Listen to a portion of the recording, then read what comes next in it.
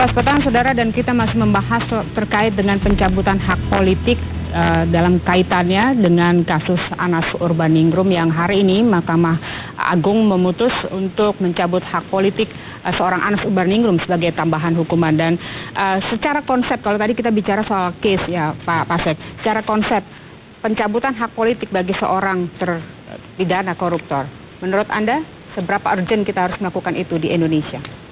Tergantung daripada kebijakan yang akan kita raih dan sistem pemilu yang ada.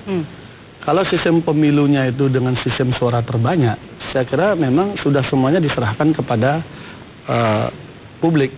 Beda dengan proporsional tertutup misalnya, di mana proses seleksi itu ada di partai politik.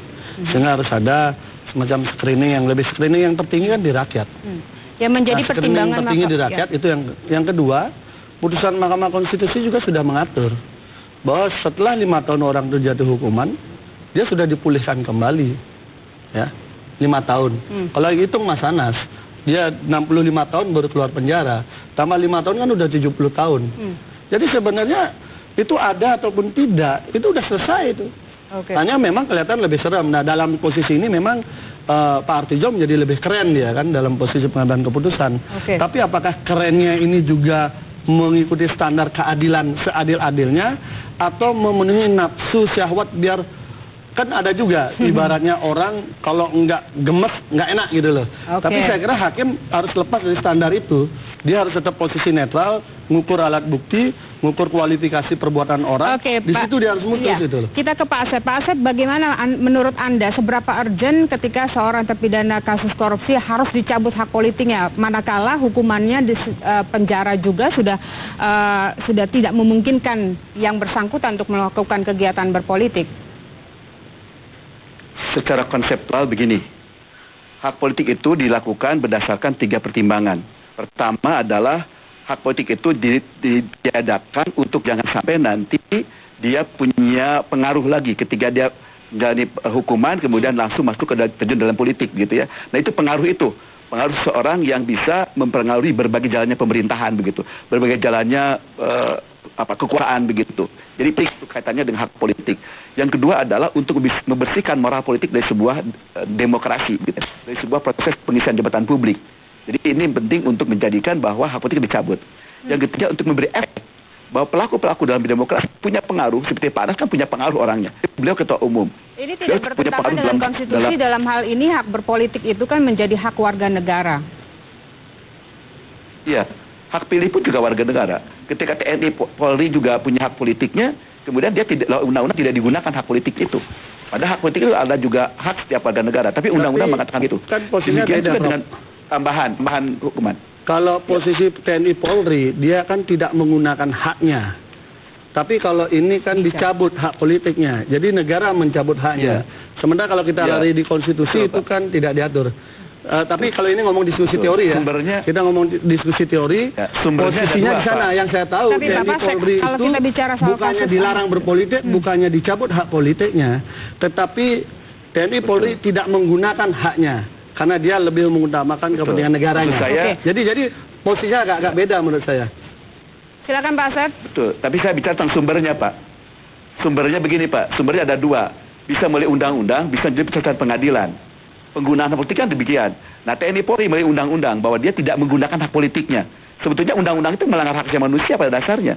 Cuma negara bersepakat bahwa TNI Polri tidak menggunakan hak pilihnya. Nah ada juga melalui putusan pengadilan. Tambahan dalam hak politik tadi adalah juga mendasarkan kepada suatu rasa keadaan hukum begitu. Oleh karena itu bisa saja di sumbernya ada hak TNI Polri oleh undang-undang tidak menggunakan hak pilihnya yang juga bisa berseberangan dengan hak asasi manusia, hak asasi warga negara, bisa juga melalui pengadilan begitu. Posisinya beda. Tambahan itu ada sebuah ya, mohon maaf, karena kebetulan saya Wakil Ketua Pansus RUU Pemilu, ketika kita membahas undang-undang itu, kita bertanya kepada TNI Polri, apakah hak ini akan digunakan atau tidak? Demi kepentingan negara, dalam fungsi tugas dan profesionalisme, yang bersangkutan tidak menggunakan. Nah itu beda. Tapi kalau mencabut hak, negara mencabut hak warga negara yang itu diatur dalam konstitusi, gitu, kan beda dia. Semangatnya adalah Pak Gede Pasek adalah untuk memberi efek jerah. Ya. Kalau Itu efek tentu yang jera, harus kita- tujuan jera itu apa? Jera itu kan biar kapok. Apakah dengan kemudian menjatuhkan Anas Urbaningrum dengan hukuman seberat itu, kemudian dengan usia segitu, masih relevan jera? Kalau saya ini bukan jera, ini memang memutilasi Anas Urbaningrum biar dia tidak bisa hidup secara politik, tidak bisa hidup secara ekonomi, tidak bisa hidup bersama keluarganya. Pokoknya dia dijauhkan dari sesuatu akibat sebuah kondisi yang menurut saya ya publik udah tahu lah. Itu kasus Anas Urbaningrum. Kalau saya bertanya Ini balik kita kepada ngomong Anda, dulu. misalkan dengan kasus Joko Susilo atau kasus Lutfi Hasan yang juga dicabut hak politik, Anda setuju? Kalau Lutfi Hasan ini coba kita bedah dulu kasusnya apa. Awal mula kan kasusnya suap 1 miliar yang saya tahu. Uang 1 miliar dipegang Hak Aman politik Pratana. ini kan justru untuk memberi artinya melindungi kita lihat persepsi. begitu gitu loh. Kita lihat begitu. Jangan kita lihat ponisnya ketika kita ngomong-ngomong orang, kita lihat case-nya. Case-nya itu adalah awal mula adalah soal uang 1 miliar itu yang kemudian sebagian dibelanjakan untuk kepentingan lain oleh Ahmad Pratana. Larinya kemudian ke LHI kan. Nah, pegangannya adalah memang kelihatan keren. Justru saya bertanya, kenapa pimpinan pucuk-pucuk pimpinan partai tertentu dihabisin seperti itu? Ada apa? Jadi menurut Dan di Anda- tangan yang orang yang sama gitu loh. Standarisasi di Mahkamah Agung kan Boleh perlu ada juga. pendapatnya nih. Oke, Pak Asep, ada harusnya Kenapa ada Hakim Agung yang standarisasi lain? Mahkamah Ini Agung. kita ngomong standarisasi ya. Iya.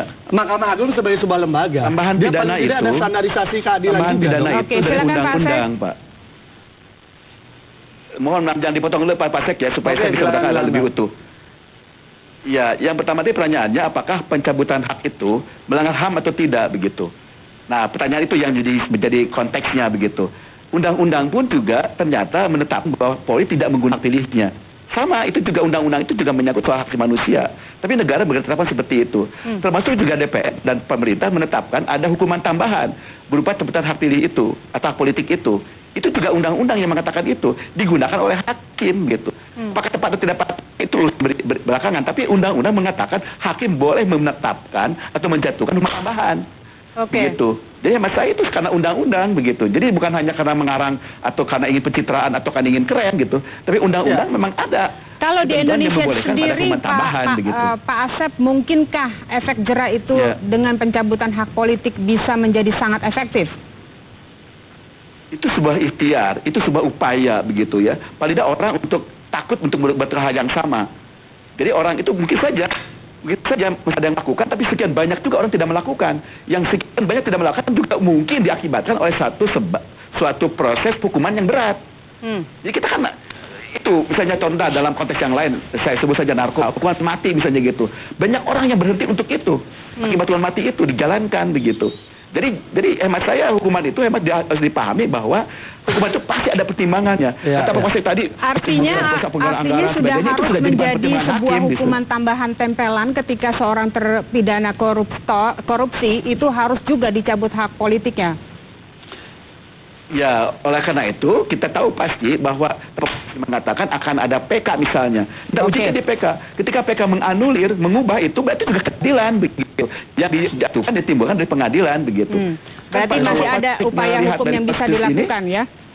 Jadi begini, kalau ada memang kalau bicara soal pendapat hukum kan pasti kita harus saling menghargai baik. Kita harus saling menghargai posisi pendapat hukum masing-masing. Saya hargai pendapat dan saya banyak sepaham dalam posisi ini ketika kita bicara kasus, makanya tadi saya katakan kadar keadilan itu kan harus sesuai dengan kualifikasi perbuatan orangnya. Baik, Pak Pasek. Ini penting sekali. Kenapa kemudian si pengguna anggaran, kuasa pengguna anggaran dan lain sebagainya dalam kasus yang sama dia tidak dicabut? Kenapa kemudian mereka yang dituduhkan gratifikasi dengan nilai yang jauh lebih kecil dia dicabut? Ini kan standarisasi harus ada.